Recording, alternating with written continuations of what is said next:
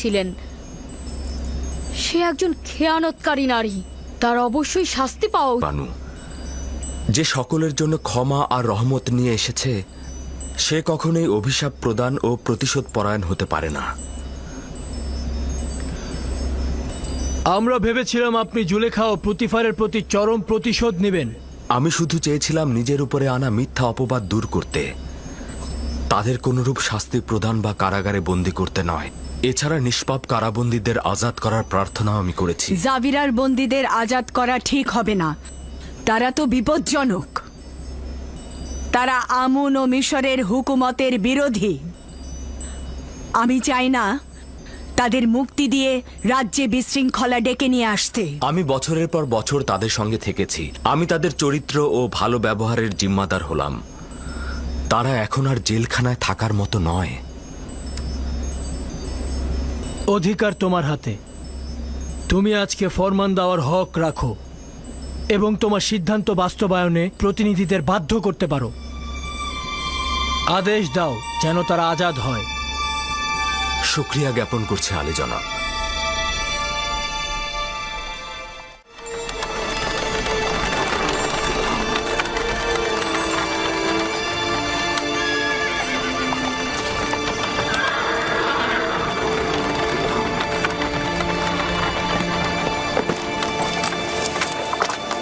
বার্তা গ্রহণকারীকে খবর দাও।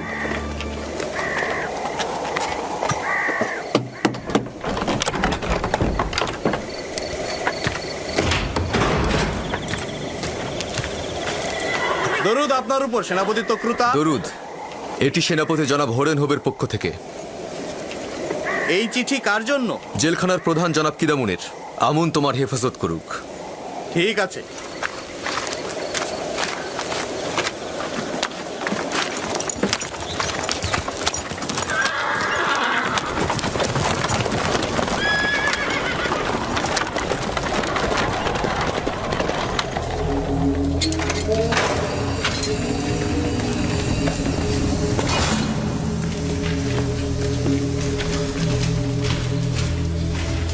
এই দরজা খোলো।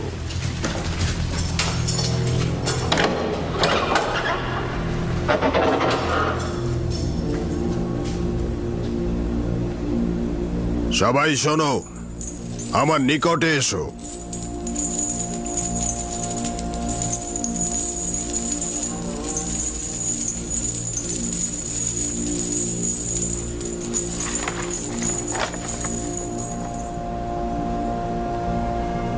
মিশরের বাদশার শলা পরামর্শকারীর পক্ষ থেকে জাভিরা কারাগারের প্রধান কিদামেনকে জানানো যাচ্ছে যে জাভিরার বন্দীদের উত্তম চরিত্র ও আচরণ সম্পর্কে অবগত আছি এবং আমি এও জানি যে অসংখ্য বন্দী জুলুমের শিকার হয়ে কারাগারে বন্দী হয়েছে এবং তারা বেগুনাহ। তাই অবশিষ্ট দিনগুলোর জন্য সকল কারাবন্দীদের সাধারণ ক্ষমা ঘোষণা করা নিজের জন্য ওয়াজিব বলে মনে করছি এবং এই মর্মে সকল কারাবন্দীকে সাধারণ ক্ষমা ঘোষণা করা হচ্ছে। মিশরের বাদশার শলা পরামর্শকারী ইউজারসিফ।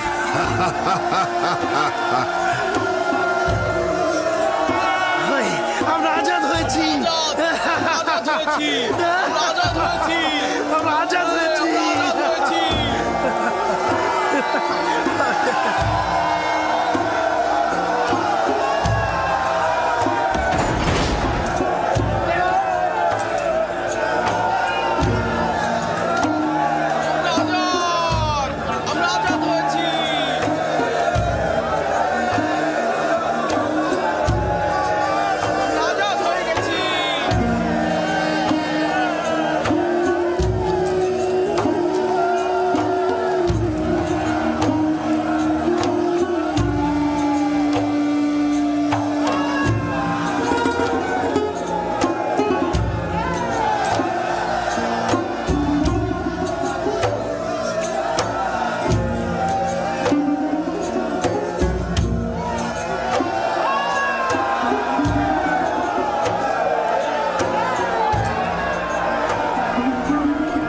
ইউজারশিপকে ছাড়া জাভিরা কারাগার বিষাদময়।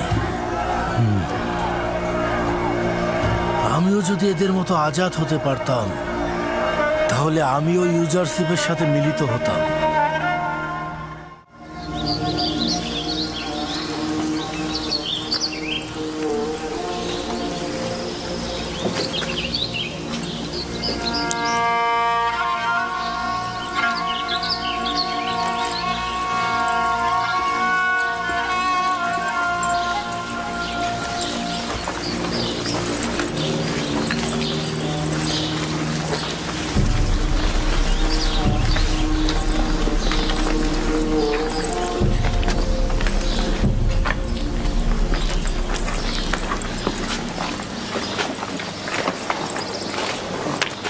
আসলেই আমরা আজাদ?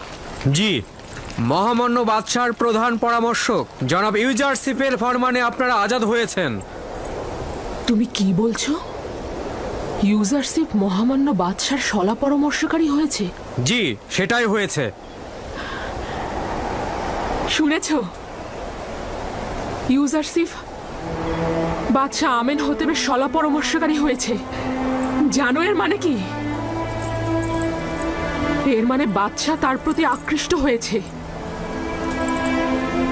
এটাও কি সম্ভব যে কেউ ইউজারশিপের সান্নিধ্যে থাকবে আর সে তার ফাঁদে পড়বে না? এটা কেবল শুরু মাত্র। এরপর অসংখ্য অসংখ্য লোক তার প্রতি আকৃষ্ট হবে।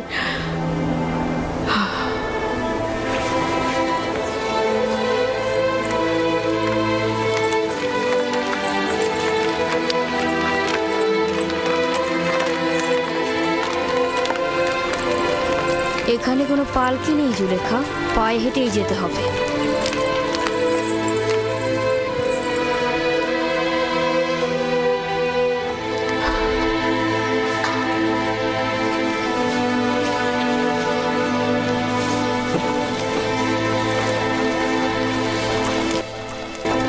আমি তো শুনেছি আমুনের খাদেমরা নাকি তার মোকাবেলায় অক্ষম হয়েছে।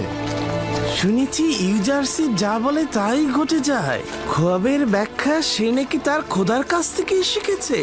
হ্যাঁ, আমিও শুনেছি সে অবিরত তার খোদার কথাই বলেছে। সবাই বলা বলি করছে তার খোদা নাকি আমনের খোদার চাইতেও বেশি শক্তিশালী। হ্যাঁ,